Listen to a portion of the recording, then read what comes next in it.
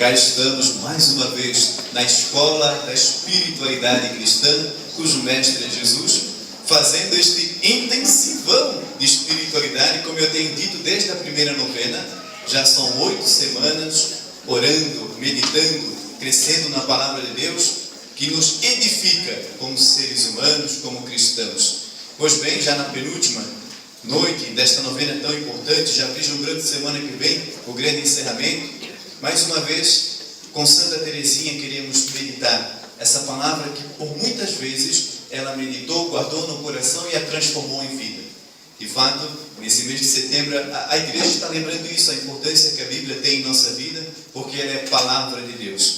E é impressionante, quanto mais a gente medita sobre esta palavra, mais nós podemos encontrar Deus e mais nós podemos discernir a vontade de Deus para a nossa vida. Além de Santa Teresinha, a igreja está celebrando no dia de hoje São Mateus, como vimos no Evangelho, alguém que era considerado pecador porque era cobrador de impostos, e naquela época os cobradores de impostos eram mal vistos pela sociedade porque eles cobravam além do que devia. Os impostos já eram altos, mas eles cobravam muito mais do que deveriam, por isso eram detestados pelo povo. Jesus não faz distinção se a pessoa é boa ou não, pelo contrário, deixou bem claro no Evangelho de hoje, os que estão com saúde não precisam de médico, Jesus é o divino médico, ele veio para os doentes, ou seja, para os pecadores. Os fariseus, os homens da religião da época, não entendiam essa postura de Jesus. Por que ele tinha esta preferência escandalosa por aquilo que não era bem visto na sociedade, pelos mais doentes, digamos assim, pelos mais pecadores? Nós entendemos a lógica de Jesus ao olhar para o coração das mães. Mãe pode ter 3, 4 filhos, ela ama todos de maneira igual, mas quando um deles está doente, ela se debruça, ela dedica uma atenção especial para aquele que está doente. Isso foi o que Jesus veio fazer e revelar o jeito de Deus ser. Deus ama todos, pecadores ou mais justos, se bem que todos somos pecadores, mas quando alguém está numa situação mais difícil, mais afastado, mais nas trevas, Deus vai ao seu encontro. Deus não quer perder ninguém, Deus quer iluminar a vida daquela pessoa. Como um bom médico se dedica a cuidar de um doente para que ele tenha saúde, Jesus não ficou preocupado com o que os homens da religião iriam dizer. Ele foi ao encontro dos pecadores, prostitutas, cobradores de impostos, todos aqueles que eram desligados da religião, sem falar muito de religião. Ele falava do amor de Deus, e é impressionante a força que esse mestre tinha, que Jesus tinha uma força de sedução. Ele seduzia as pessoas, não no sentido malicioso, mas seduzia a ponto de tocar o coração delas, ficarem encantadas por ele, a ponto de entregar a vida a ele, como Mateus entregou, derramando seu sangue. E nós vemos ali, ele está trabalhando, Jesus simplesmente passou e disse: vem, segue-me.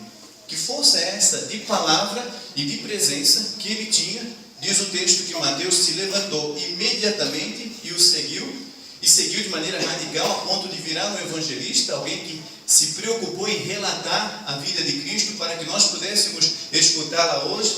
Mais do que isso, tornou-se também... Oh, que pena. Alô? Mais do que isso, tornou-se também um apóstolo. Hoje nada vai me impedir. Pedir para a senhora botar um pé na cabeça da serpente. Tornou-se um apóstolo zeloso a ponto de derramar o seu sangue pela causa de Jesus Cristo. Pessoas, então, consideradas pecadores, nas trevas, na escuridão. Nós cantávamos no início da missa: deixa a luz do céu entrar. É interessante que Jesus, em várias passagens, ele diz quem ele é. Ele fala, por exemplo: eu sou o caminho, a verdade e a vida. Eu sou o pão da vida, eu sou a água viva. E numa passagem ele deixou claro: eu sou a luz do mundo. Quem me segue não anda na escuridão, ou seja, não anda nas trevas. Foi a grande sacada que Teresinha teve, que os apóstolos tiveram, que São Mateus teve. Eles entenderam a figura de Jesus e sentiram, captaram essa luz que ele exalava, a ponto de largarem tudo e a ponto de consagrarem a sua vida com alegria, com disposição, com felicidade. Transformaram a sua vida interior e se deixaram conduzir-se pelas mãos de Deus para serem instrumentos de transformação na vida de outras pessoas. Minha gente, é isso que nós fazemos aqui. Esta é a função da religião. Religião, religar, tal como você liga o interruptor para que uma luz possa iluminar a tua casa. Quando você vem na religião, você está ligando o interruptor, o disjuntor da alma, para que você seja uma pessoa iluminada. Jamais deixe passar pelo teu coração, porque às vezes o demôniozinho, através de pessoas ou situações, vem colocar na nossa cabeça o seguinte: você não é digno de ir à igreja, você não é digno disso, daquilo, você é muito pecador. Às vezes vem esse sentimento na gente: eu sou tão pecador, então eu não sou digno de estar na luz que é Jesus Cristo. Pelo contrário, se eu estou nas trevas, aí mesmo que eu preciso dele.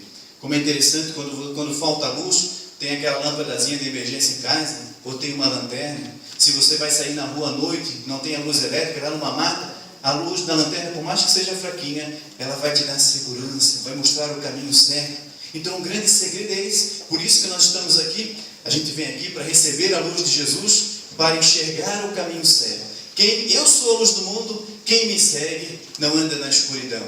Às vezes nós entramos na escuridão da incerteza, a escuridão, quem sabe, da solidão, das dificuldades do mundo, das provações, dos problemas familiares, as coisas que acontecem aqui dentro do nosso coração, que parecem um turbilhão mexendo conosco, mexendo com nossas estruturas. Às vezes nós temos a tentação de olhar pelo retrovisor do carro o tempo inteiro. É possível isso? Não. Se você ficar dirigindo o carro olhando pelo retrovisor, o carro vai ficar o tempo inteiro só olhando pelo retrovisor e não olhar para o para-brisa, para frente, você vai bater. Às vezes a nossa tentação é esta: olhar o retrovisor da vida, ou seja, ficar olhando para o passado. O passado deve ser visitado, sim, para que aprendamos com ele. De vez em quando é necessário olhar pelo retrovisor para ver se não vem nenhum cara atrás para bater, se não tem alguma situação difícil. Então é necessário olhar para trás, para a nossa história, mas não ficar o tempo inteiro olhando, vivendo do passado que nem museu. Não, olhar para frente. Visito o passado para aprender com os meus erros. Quero aprender com os meus erros e não mais cometê-los. Então, ir ao encontro de Jesus, por mais que eu seja fraco, por mais que eu tenha sujeiras em minha alma, por mais que eu tenha já entrado na escuridão, porque eu desejo a luz. É interessante, minha gente, que eu concebo o céu assim. Se ele é luz, ele falou: eu sou a luz do mundo. Então o céu, quando você partir para o céu, como algumas pessoas já partiram, estamos rezando por elas, quando nós chegarmos lá no céu, vai ser uma grande luz. O que será o inferno? O inferno é não conseguir ficar olhando para a luz. Quando você vive o tempo inteiro na escuridão, se de repente alguém acende uma luz, você não consegue enxergar nada, né? Aquilo agride o teu olhar. Se aqui na terra nós permanecemos o tempo inteiro fazendo coisas erradas, ficando na escuridão, os nossos olhos espirituais não estão se acostumando. A vida, na verdade, nos é dada para nos acostumarmos a olhar para a luz. Então aqui na terra devemos buscar Jesus, entender o que ele ensinou, colocar em prática, para que quando chegar a hora de nossa morte e partirmos para a eternidade, é interessante que fisicamente os olhos se fecham, ali no caixão estão fechados, e espiritualmente acontece o inverso: os olhos se abrem para a eternidade, que será uma grande luz. Mas se eu vivi na escuridão, eu não vou conseguir permanecer no céu. Então não é Deus que manda alguém para o inferno, nós mesmos é que não vamos conseguir ficar no céu. Então, para que a nossa vida seja um céu aqui na terra, por isso ele veio, Jesus, para iluminar já a vida humana, para iluminar os teus relacionamentos, para iluminar o teu coração, a tua maturidade, a tua inteligência, para que você não fique perdendo tempo com escuridões, com momentos difíceis, para que você não fique atordoado nas madrugadas da vida, mas para que você saiba que, por mais que seja grande uma noite, uma madrugada, tem madrugada que a gente não dorme direito porque está com alguma dor ou preocupado com alguma coisa, não acontece assim, parece que aquela madrugada não acaba nunca, mas nós sabemos que vai amanhecer o dia. Por mais que esteja escuro, o dia vai raiar, vai vir a aurora. Então é necessário fazer essa experiência nos momentos difíceis da vida, nos momentos alegres, buscar a espiritualidade, conhecer Jesus Cristo, ouvir o que ele coloca em prática. Hoje ele está falando de misericórdia. Então, treinar o teu coração para ser um coração misericordioso, treinar-me para que eu seja uma pessoa mais paciente, tolerante, treinar-me para que eu não seja uma pessoa que se deixa abater pelas primeiras dificuldades que a vida vai nos apresentando. E são tantas as dificuldades que às vezes aparecem para nós e que vem aquele questionamento: vale a pena continuar? Por exemplo, nas várias profissões que são vocações, né?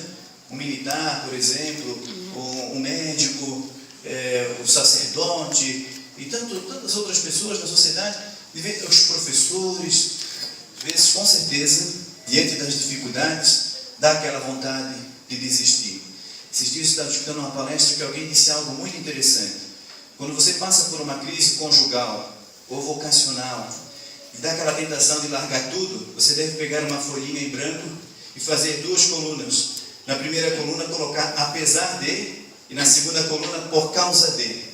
Crise conjugal, por exemplo. Está lá a mulher arrasada com o marido, ou o marido com a esposa. Aí na lista do apesar dele ter ficado barrigudo, apesar dele ter ficado careca, apesar dele torcer para esse time que não vale nada, apesar dele ter ficado desempregado, o marido, apesar da lei da gravidade ter atingido a minha esposa, já caiu alguma coisa, apesar dela ter ficado um pouco chato, apesar dela estar ficando um pouco gaga, apesar dela estar me cobrando tanto, apesar dela viver estressada. Isso é um lado da balança. O outro lado, por que eu estou com esse homem? Porque ele tinha integridade, porque eu amo. Por que estou com essa mulher? Porque um dia eu fiz um voto com ela, porque eu a amo, porque ela tem valor, ela tem fibra. Um professor, apesar do salário ruim no final do mês, apesar das dificuldades todas, apesar do professor não ser valorizado muitas vezes, o médico, digamos, imagine o médico dessa instituição Além Fronteiras, para trabalhar lá na África, em situações limites, enfim, lá sem condições nenhuma de trabalho. Então, apesar das dificuldades, apesar de estar numa situação tão hostil, aí vem o por causa dele. O padre também, né? Apesar de momentos difíceis de ingratidão, de falta de reconhecimento, apesar de momentos de solidão, apesar disso, tem hora que dá vontade de chutar tudo, não vou continuar nesse projeto não, tantas dificuldades, a gente faz tanto, e às vezes aquela pessoa fala mal ainda, a gente tem que administrar ciúmes, vaidades, então dá vontade, apesar de, então, pesa muito. Aí eu tenho que lembrar o por causa de. Por causa de que eu sou padre? Por causa de Jesus Cristo, é para Ele que eu sirvo. Por causa da vida das pessoas, para que as pessoas sejam melhores. Esses dias, quando eu fiz o aniversário de ordenação, eu olhei lá a filmagem e as fotos da ordenação, e me tocou profundamente, serviu de gás, quando vi uma foto, as mãos todas meladas de óleo, né? A mão do padre ungida, e está meu pai, minha madrasta na minha frente, e o povo inteiro, o povo da comunidade da qual eu saí, para a primeira bênção sacerdotal, com as mãos ungidas. O instrumento de trabalho do padre é a boca, né? Palavra, e as mãos para abençoar. Então eu faço isso todo dia, meu serviço todo dia, mas às vezes cai numa rotina que a gente até esquece, né? O por causa dele. Aí eu lembrei, nossa, a mão foi ungida para abençoar, para comunicar a graça, para fortalecer as pessoas, e aquilo me serviu de ano. Então, por causa disso, pelo bem das pessoas e por causa de Jesus, vale a pena aturar tanta coisa, vale a pena carregar um fardo dificultoso, vale a pena escutar desaforo, vale a pena aturar aquela liderança que da noite para o dia dá tchau e nem diz por que sai, vale a pena administrar conflitos. O médico pela mesma coisa, não, porque eu salvo vidas, então vale a pena ser médico, mesmo com essa dificuldade que eu estou enfrentando, vale a pena ser professor, então por causa dele, no relacionamento conjugal, porque eu amo, então vale a pena. Agora, quando pesar mais o apesar dele, aí já não tem muita solução. Quando você fica focado só no apesar dele, e não tem o por causa dele, não tem mais amor, por exemplo, é bem difícil salvar um relacionamento. É bem difícil manter-se naquela profissão, naquela situação. Padre, qual é a grande solução? É o que estamos começando nessa missa de hoje. Deixa a luz do céu entrar. Busque aquele que é a luz do mundo para que ele dê sentido ao que você faz. Para que você entenda o por causa dele, o por causa de estar aqui. Porque você está nesta família, nesta profissão, para receber ânimo, força, coragem, disposição. Então vale a pena. Esses homens e essas mulheres nos dão um show de inteligência. São pessoas iluminadas, porque se abrem a esta luz, por isso comunicam como que tem fogo nos olhos, tem força no falar, tem poder nas mãos. Eram pessoas que, assim como Cristo, passavam, a Teresinha da vida, o Mateus, porque aconteceu com elas também, com eles. O Cristo passou e os seduziu, os iluminou de tal forma, eles que estavam na situação de pecado, como Mateus, sentindo-se indigno, nem capaz, mas ele foi tão iluminado, sentiu-se tão amado, mesmo na sua situação limite de vida, que se levantou e buscou a luz. Eu acho que eu já citei aqui uma vez, um jovem amigo meu que se tornou um grande pregador, casou, teve filhos, mas por um bom tempo, na flor da sua idade, ele caiu na cocaína pesada e na vida de sexualidade totalmente desregrada.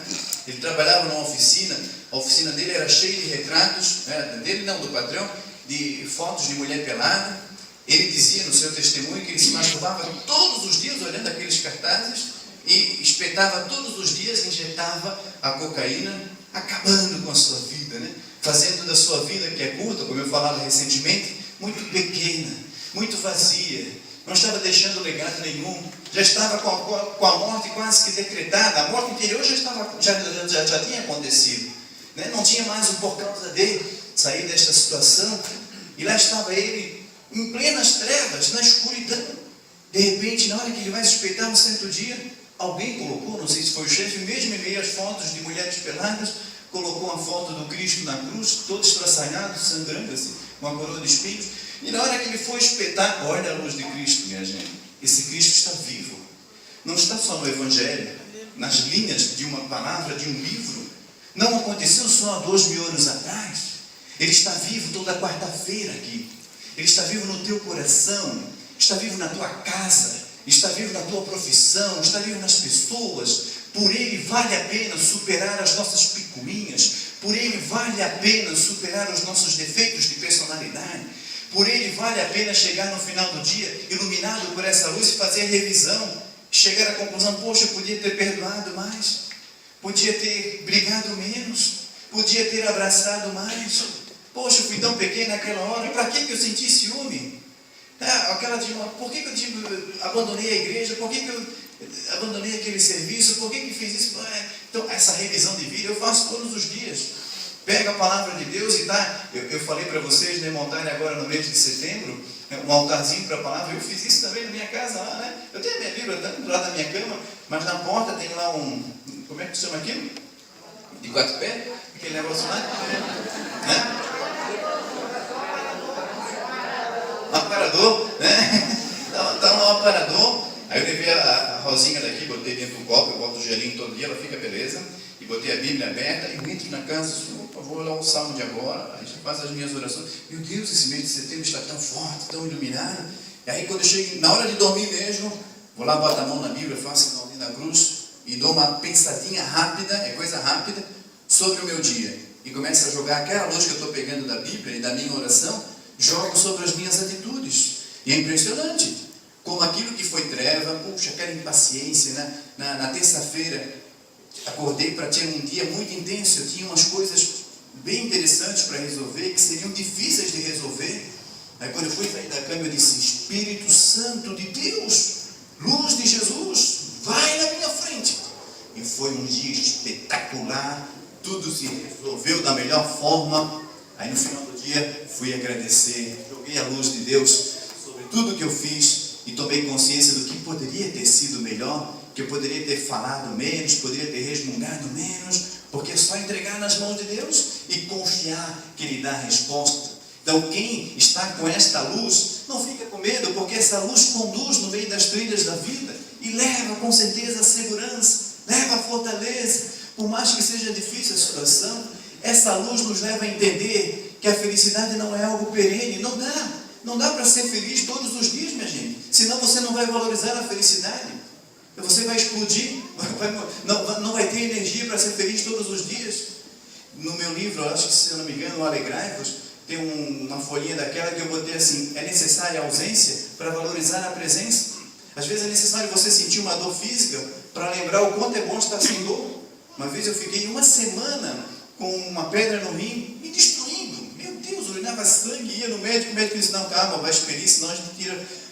Mais uma semana, meu Deus, aquela semana, eu fiquei a semana inteira em virtude da dor. Depois de uma semana, heroicamente expeli a pedra. Deus! Parecia um demônio saindo. 5 minutos depois que aquele demônio saiu da pedra, a minha vontade era correr, era dançar, era vibrar, porque, meu Deus, eu dizia, como é bom estar sem dom. Então é necessário muitas vezes a ausência para valorizar a presença, é necessário passar por momentos difíceis para valorizar a luz, é necessária a ausência da luz em muitos momentos para valorizar o quanto a luz é bom. Na verdade não existe escuridão, existe ausência de luz. Se você está na escuridão, ela não existe, é porque está faltando luz. E essa luz é Jesus Cristo. Ele garantiu: quem me segue não anda nas trevas, mas terá vida. Esse meu amigo lá, voltando para ele, não esqueci não, dou umas viajadas, mas eu volto, né? Aí na hora que ele ia explicar, aí olhou para o Cristo que está vivo, representado naquela foto, naquela imagem, e algo mexeu com o coração dele. Essa luz veio bem forte, como no filme lá, já citei aqui também, mas eu estou ficando velho e repito as coisas. No filme A Paixão de Cristo, do Mel Gibson, né? Interessante a troca de olhares entre ele e a mãe dele, Nossa Senhora. Luz, brilho, né? O autor conseguiu botar brilho no Cristo mesmo, todo estoporado, carregando a cruz, machucado, e tem brilho no olhar daquele homem, né? Porque ele deu uma causa, ele sabe o porquê, né? O para quê daquilo, não fica só se lamentando do que... Não, e aí uma troca de olhares com luzes. Nossa, ele cai pela primeira vez, Maria aparece lá do cantinho olhando, olhar de amor, olhar daquela que está cheia do Espírito de Deus. Aí o Cristo olha, levanta, e continua. Lá na frente cai de novo, com o peso de nossa cruz, de nossa dor, de nossa escuridão. Ela vai lá e olha, luz. Aí ele recarrega a bateria do celular. Sabe quando tem só aquele pauzinho lá no finalzinho? E aí dá uma carguinha, de novo Maria transmite a carguinha. Cada vez que você vem aqui, por isso que a gente botou ela ali olhando para ti, lá na frente olhando para ti, Jesus está olhando para ti, o Santíssimo Sacramento, quando eu passo, ele fica olhando para ti, para quê? Para transmitir luz. O Evangelho mostra que muitas pessoas se convertiam, mudavam de vida, apenas com o olhar deste homem. Era um farol, né? Atingia e se transformava. E pela terceira vez o Cristo cai, ela olha, ele recebe a luz e vai adiante até a cruz. Aí esse meu amigo olhou então para o Cristo olhou para ele e tudo se transformou. Ele disse: nossa, o que eu estou fazendo com a minha vida? Eu sou um escravo da sexualidade, eu sou um escravo de uma droga, eu vou mudar. Não foi o sermão que mudou ele, minha gente, foi a própria luz de Cristo. Ele mudou e de fato, daquele dia em diante, ele nunca mais usou droga. Como eu falei, hoje ele já tem 2 filhos, é um homem casado, trabalhador, um padrão de vida classe média, vive super bem, já faz muitos anos que isso aconteceu, é um homem de igreja, ministro da comunhão, um jovem ministro, mas por quê? Quem me segue não anda na escuridão. Mas ele não estava seguindo Jesus, Mateus também não estava seguindo Jesus, mas essa é a grande mensagem de hoje. Por mais que a pessoa seja pecadora, porque tem gente que acha, para eu ser tocado pela luz de Jesus, eu tenho que ser totalmente bom, católico muito praticante, isso e aquilo. Não. Independente, pode ser a pessoa que está lá no fundo do poço, né?